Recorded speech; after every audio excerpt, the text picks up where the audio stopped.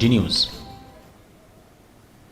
तो किस तरीके से आज के समय में वंदे भारत ट्रेन भारतीय रेल की पहचान बन गई और नए भारत के विकास में एक मील का पत्थर साबित हो रही, खास करके कनेक्टिविटी को लेकर। कैसे बीते समय में वंदे भारत देश में अलग अलग हिस्सों से शुरू हुई, आइए आपको सिलसिलेवार तरीके से दिखाते हैं और बताते हैं कि कैसे वंदे भारत ने एक नई पहचान दी है। और वंदे भारत नए भारत की पहचान के तौर पे देखा जाए तो भारत के मैप पर कहां पर वंदे भारत ट्रेन दौड़ रही है।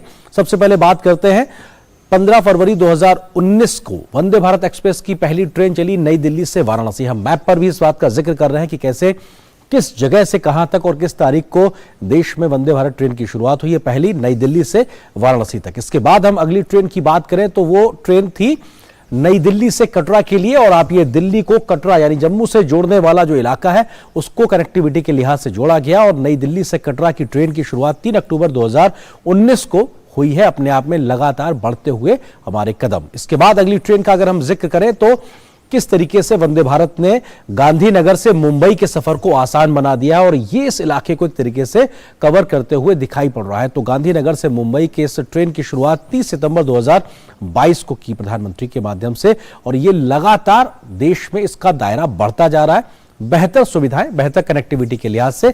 अगला हम जिक्र करें कि वंदे भारत ट्रेन का, तो निश्चित तौर से तेज गति से दौड़ती हुई ये ट्रेन हिमाचल को जोड़ती है, ऊना और नई दिल्ली। वंदे भारत की ट्रेन 13 अक्टूबर 2022 को इसकी शुरुआत हुई थी।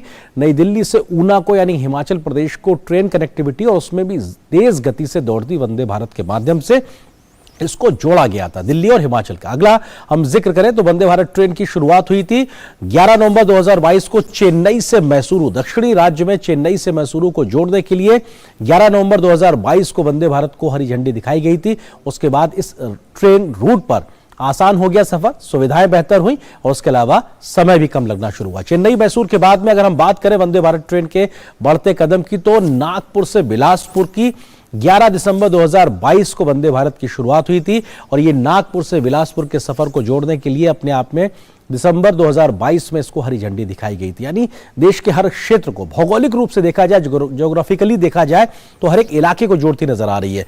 पूर्वोत्तर के लिहाज से हावड़ा न्यू जलपाईगुड़ी 30 सितंबर 2022 को वंदे भारत एक्सप्रेस ट्रेन की शुरुआत हुई थी। यानी कि पूर्वोत्तर की तरफ भी बढ़ते हुए कदम लगातार दिखाई पड़ रहे हैं। पूरा पश्चिम, उत्तर, दक्षिण हर इलाके को वंदे भारत ट्रेन की सौगात दी जा रही है। और हावड़ा से न्यू जलपाईगुड़ी की अगर बात की जाए तो ये बंगाल के लिहाज से एक महत्वपूर्ण पहल के तौर पर देखा गया। इधर इसके बाद सिकंदराबाद से विशाखापट्टनम को 15 जनवरी 2023 को इसकी शुरुआत हुई और इसको हरी झंडी दिखाई गई। सिकंदराबाद से विशाखापट्टनम, इन दो इलाकों को बेहतर कनेक्टिविटी के साथ में जोड़ा गया। ज्योग्राफिकली अपने आप में हर इलाके में इस बेहतर ट्रेन की सौगात देने का वायदा प्रधानमंत्री मोदी ने किया था, उसकी सौगात लगातार मिल रही है।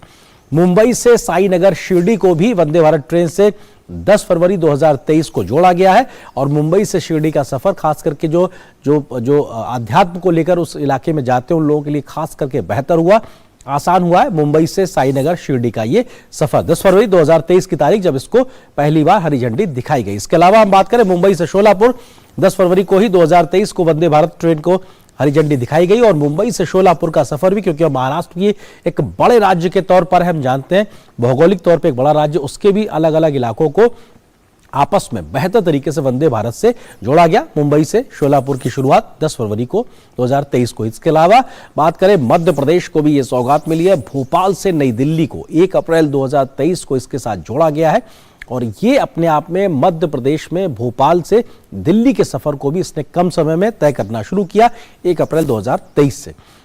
इसके बाद 8 अप्रैल 2023 का दिन आया और जब सिकंदराबाद से तिरुपति के बीच भी वंदे भारत एक्सप्रेस ट्रेन की शुरुआत की गई।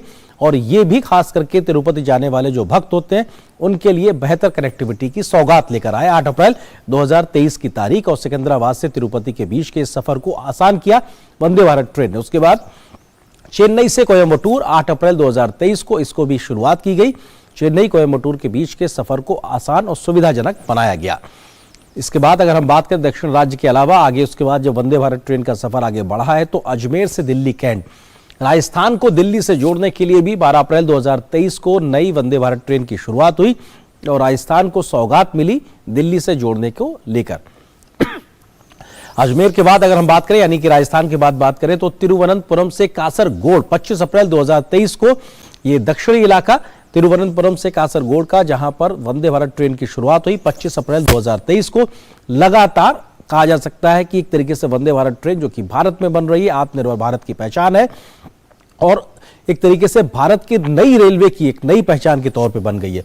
पुरी से हावड़ा 18 मई 2023 को वंदे भारत की शुरुआत हुई है और पुरी से हावड़ा का सफर आप देख सकते हैं भारत के मैप पर किस तरीके से आसान हुआ है और इस दूरी को भी कम समय में तय करने का प्रावधान रेलवे के माध्यम से किया गया है। पुरी से हावड़ा 18 मई 2023 की हम जिक्र कर रहे हैं। इसके बाद देहरादून दिल्ली का अभी बीते 25 मई को ही हरी झंडी दिखाई गई है और अपने आप में ये बेहद महत्वपूर्ण, और दिल्ली यानी कि उत्तराखंड की बात की जाए और दिल्ली के बीच की दूरी काफी कम की गई। हालांकि हम जानते हैं एक बड़ा एक्सप्रेस वे भी देहरादून को दिल्ली से जोड़ने के लिए बन रहा है, लेकिन 25 मई को इस वंदे भारत ट्रेन की शुरुआत की गई। गुवाहाटी से न्यू जलपाईगुड़ी 29 मई यानी हम आज जिसका जिक्र कर रहे हैं उस ट्रेन की भी यहां पे शुरुआत की गई है। तो लगातार देश के अलग अलग इलाकों में इस प्रकार की सौगात दी गई है और कोशिश ये की गई है कि हर इलाके को नई वंदे भारत ट्रेन से जोड़ा जा सके। इसके अलावा आप ये देख सकते हैं कि कैसे पूर्वोत्तर के राज्यों में एक विकास के नए प्रतिमान स्थापित किए गए हैं, वो भी साफ तौर पर दिखाई पड़ता है। विकास का जो बुनियादी ढांचा है उसको मजबूत किया गया है, सामाजिक आर्थिक योजनाओं को बढ़ाया गया है। लगभग 3.25 लाख से ज्यादा पीएम आवास योजनाओं के तहत स्वीकृत हुए हैं और बड़ी संख्या में इसमें मकान बनकर लोगों को दिए भी जा चुके हैं। एयर कनेक्टिविटी उड़ान के जरिए पूरे इलाके में पूर्वोत्तर में कनेक्टिविटी को बढ़ाया गया है। हर छोटी जगह को जोड़ने की कोशिश है।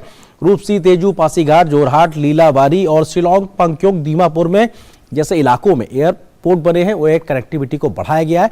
उड़ान का बहुत बड़ा एक असर देखने को मिल रहा है। रेल कनेक्टिविटी के लिहाज में 2011 किलोमीटर के 20 प्रोजेक्ट पर 75,000 करोड़ से ज्यादा का काम हो रहा है और ये लगातार अपने एक अंत तक पहुंच रहे हैं, यानी कि वो काम कंप्लीट किए जा रहे हैं और कोशिश यही है कि जल्दी से जल्दी सभी राजधानियों को कनेक्ट किया जाए रेलवे के माध्यम से। 2026 तक पूर्वोत्तर राज्यों की सभी राजधानियां रेल नेटवर्क से ब्रॉड गेज के साथ में जोड़ी जा रही हैं और कोशिश यही है कि जल्दी से जल्दी इस काम को पूरा किया जा सके। पिछले 9 वर्षों में पहले की तुलना में नॉर्थ ईस्ट में रेलवे के विकास के बजट में कई गुना की बढ़ोतरी की गई है, या कहा जाए पूरे ढांचागत विकास को लेकर ही एक बहुत बड़ी बढ़ोतरी देखने को मिली है।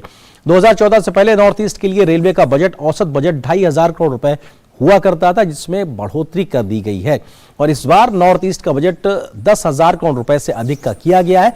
यह बताता है कि 2014 से 2023 तक आते आते कैसे बजट में बढ़ोतरी करके यहां पे ढांचागत विकास को आगे बढ़ाया गया है। मणिपुर, मिजोरम, नागालैंड, मेघालय और सिक्किम की राजधानियों को बाकी देश के साथ जोड़ने पर बहुत ज्यादा फोकस है और पूरे पूर्वोत्तर को ही देश के बाकी हिस्सों से जोड़ने के साथ में लगातार जमीन पे काम हो रहा है। इसके अलावा अगर हम बात करें किस तरीके से कनेक्टिविटी पे ज्यादा फोकस दिखाई पड़ रहा है, तो पूर्वोत्तर में पहले के मुकाबले 9 गुना तेजी से रेल लाइनों का दोहरीकरण हुआ है। ये 9 वर्षों में अगर देखा जाए तो 9 गुना तेजी से रेल लाइनों का दोहरीकरण, डबलिंग एक तरीके से देखने को मिली है। पूर्वोत्तर के रेल नेटवर्क का बिजलीकरण 100% लक्ष्य की तरफ तेज गति से बढ़ रहा है। 100% इलेक्ट्रीफाइड जो इलेक्ट्रिफिकेशन जो लाइनों का किया जाना है वो काम हो रहा है। नागालैंड को 100 साल के बाद अपना दूसरा रेलवे स्टेशन मिला है। इस बात का जिक्र आज प्रधानमंत्री ने अपने संबोधन में किया, यानी कि कितना समय लगा है विकास को पूर्वोत्तर तक पहुंचने में, लेकिन बीते 9 वर्षों में इसको तेज गति से पहुंचाया गया है। रोड कनेक्टिविटी की अगर बात की जाए तो 4,016 किलोमीटर सड़कों को बनाने पर 58,000 करोड़ रुपए का खर्च हो रहा है और ये खर्च बहुत तेज गति से परियोजनाओं को पूरा करने के लिए किया जा रहा है। सौभाग्य योजना के तहत पूर्वोत्तर के लाखों घरों तक बिजली पहुंचाई गई है और हर घर तक, हर गांव तक बिजली पहुंचाने के लक्ष्य को पूरा किया जा रहा है। टेलीकॉम कनेक्टिविटी के लिए भारत नेट प्रोजेक्ट के लिए 640 करोड़ रुपए खर्च किए गए और जितनी जरूरत है उससे ज्यादा हर एक समय पैसे की उपलब्धता को किया जाता है ताकि हर एक जगह तक नेटवर्क सही तरीके से पहुंच सके। पूर्वोत्तर राज्यों में कई जलमार्गों की शुरुआत हुई है और अंतर्राष्ट्रीय जलमार्ग भी शुरू हुए हैं। हमने देखा कि जो वाटरवेज है उसके माध्यम से बहुत ज्यादा परिवहन को आगे बढ़ाया गया है और चूंकि पूर्वोत्तर का कई इलाका आसपास आने वाले देशों से जुड़ा हुआ है तो अंतर्राष्ट्रीय जल परिवहन मार्ग की शुरुआत भी एक तरीके से देखने को मिली है। जल जीवन मिशन 2024 तक हर घर पीने का पानी पहुंचाने के लिए 5800 करोड़ रुपए का प्रावधान किया गया है, यानी कि हर घर तक टैप वाटर के माध्यम से पीने का साफ पानी पहुंच सके, ये कोशिश लगातार की गई है। गैस ग्रिड की बात की जाती है, लगातार पूर्वोत्तर पर खास तौर से फोकस दिखाई पड़ रहा है। 1656 किलोमीटर की गैस ग्रिड का 50% काम पूरा हो चुका है 2024 तक। इसको पूरा करने का लक्ष्य, और ये जो 50% काम का जिक्र कर रहे हैं, इसमें भी काफी तेज गति से आगे बढ़ोतरी होती दिखाई पड़ रही है। 2021-22 में पूर्वोत्तर राज्यों से 1814 करोड़ का हुआ था कृषि उत्पाद निर्यात, यानी कि जो पूर्वोत्तर है अब देश की अर्थव्यवस्था में भी तेज गति से अपना योगदान दे रहा है, और उसका योगदान वहां के लोगों की आय को बढ़ाने का एक जरिया बनता दिखाई पड़ रहा है। पूर्वोत्तर में हुए तमाम शांति समझौते, क्योंकि हमने देखा है कि शांति स्थापना के साथ में विकास को आगे बढ़ाया जा रहा है, तमाम इलाकों में शांति समझौते से तमाम बेहतरी आई है। तमाम इलाकों से हटा गया है अफस्पा, यानी कि जो कानून को लेकर कई जगहों पर विरोध होता था, उस कानून को बहुत जगह हटा दिया गया। बहुत कम जगहों पर यह कानून बचा हुआ है ताकि शांति व्यवस्था बनी रह सके। तमाम राज्यों के बीच में सुलझे हैं सीमा विवाद, क्योंकि दशकों पुराने आपसी सीमा विवाद तमाम पूर्वोत्तर के राज्यों के बीच में हुआ करते थे। केंद्र सरकार की पहल पे हमने लगातार बैठकों का दौर देखा है, और देखा है कि कैसे आपसी सीमा विवाद को सुलझाया गया है, और